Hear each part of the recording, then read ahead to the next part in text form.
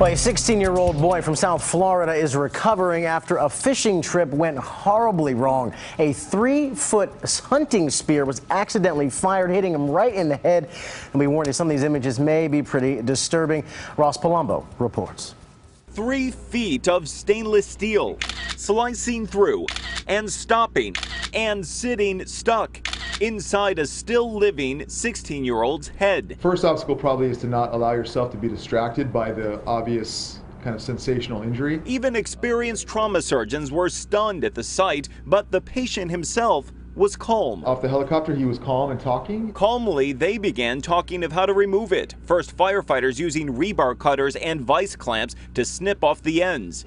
Then, to keep this spearhead from springing open inside their patient, doctors carefully unscrewed it during surgery and safely extracted it one piece at a time. It miraculously missed all of the main blood vessels in the brain. The hit itself happened while preparing to go diving in southwest Miami-Dade. They've got a good point on them. Police say one friend accidentally fired a spear gun like this at another. And it kind of threaded its way through. 3 hours later, after unthreading this needle, Yasser Lopez looked like this, clear of the spear and, for the most part, medically in the clear. Well, we're very optimistic. It says he's not having pain. He's now walking and talking, but not speaking, not even remembering how he himself was bizarrely hooked before his fishing trip. We're very upbeat about his potential for recovery. 16-year-old Yasser Lopez had been here at the hospital in critical condition in intensive care for more than a week. Now his condition has been upgraded to serious and he's heading into rehab for the next 2 or 3 months.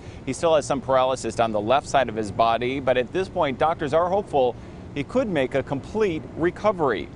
Ross Palumbo, ABC News, Miami.